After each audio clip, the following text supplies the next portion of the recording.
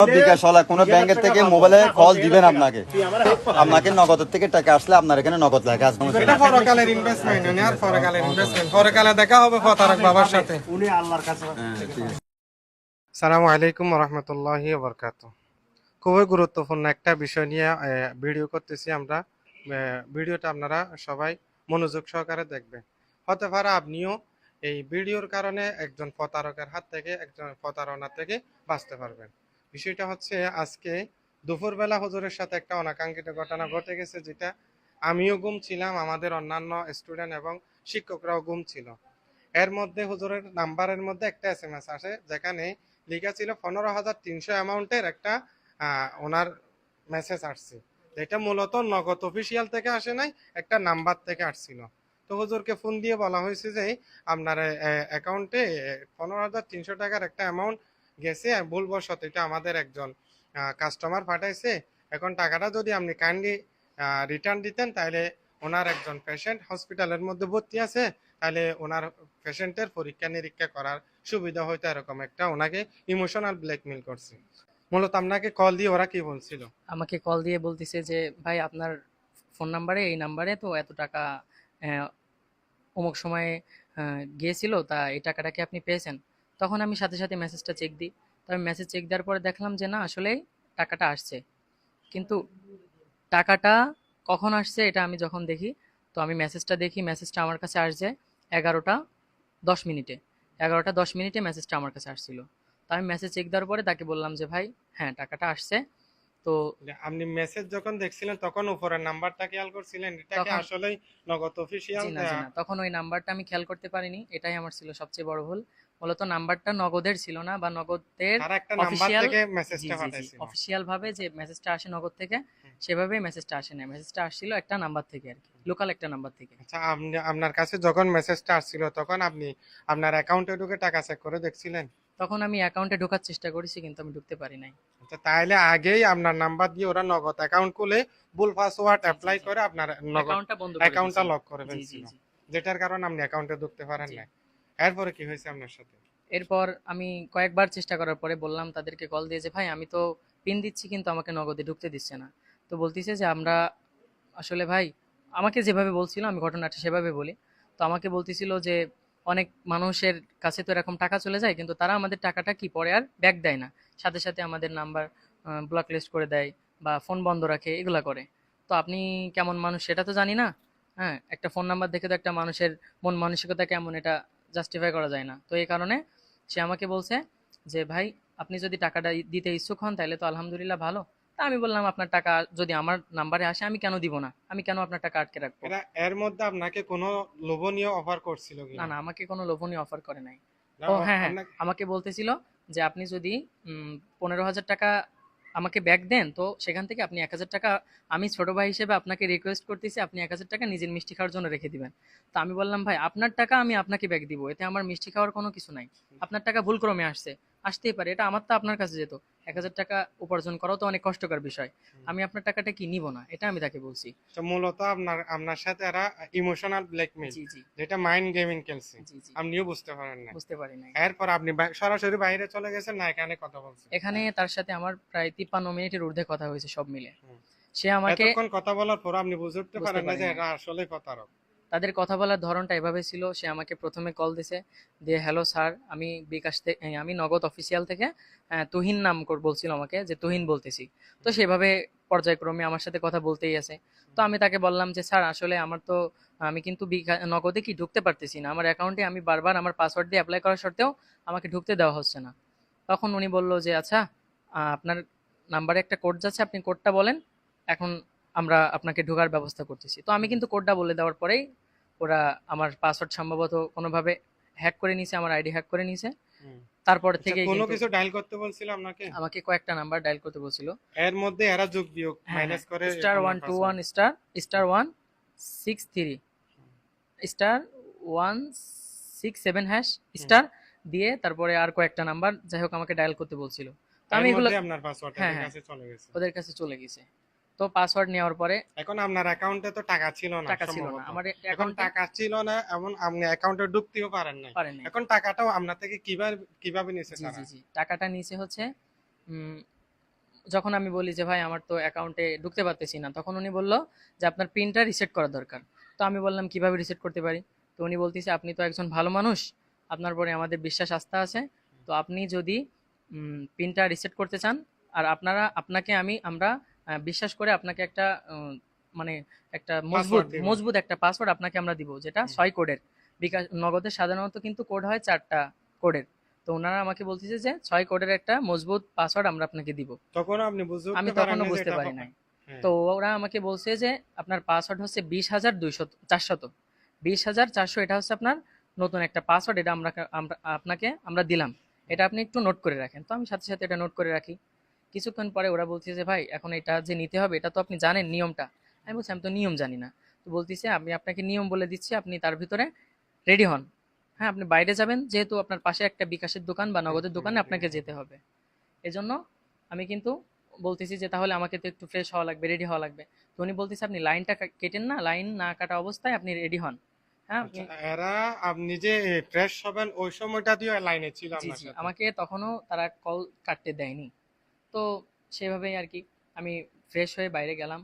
বাইরে যাওয়ার পরে তারা আমাকে বলল আপনার সাথে আমার যে কথাগুলো হয়েছে এই কথাগুলো যেন আপনি দোকানদারকে বলবেন না।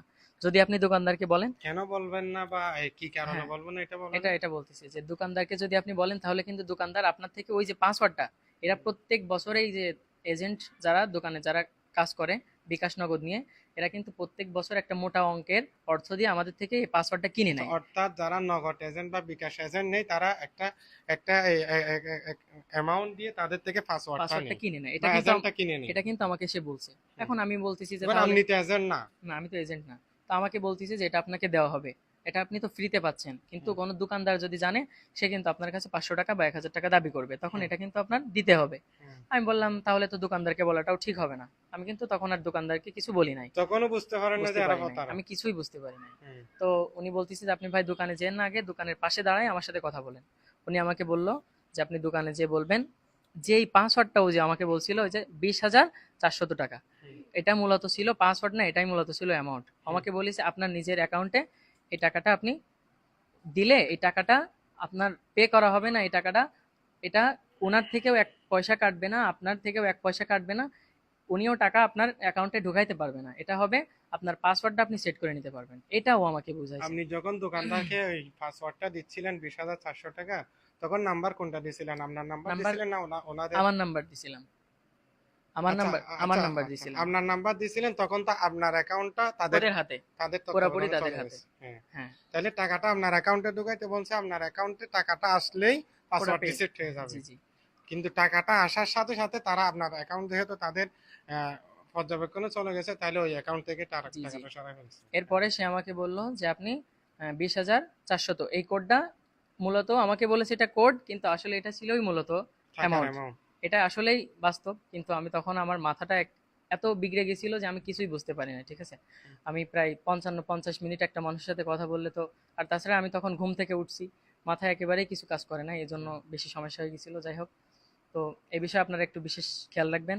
আর শুধু 20,400 টাকায় বিশ নিচ্ছে না হাজার আরো? জি না জি না, এরপরে হয়েছে কি সে আমাকে বলে যে আপনি যে অ্যামাউন্টটা, যে পাসওয়ার্ডটা ওদের থেকে নিচ্ছেন, ওই পাসওয়ার্ডটা এত বড় পাসওয়ার্ড ওদের নাই, এটাই আমাকে বলছে। তো আপনি এর তা থেকে একটু। এখন এত অফিস থেকে বলছিল হ্যাঁ হ্যাঁ, তো, নাই কেন? এটা তো আমি জানি না, জিজ্ঞেস করেন না? জিজ্ঞেস করি নাই।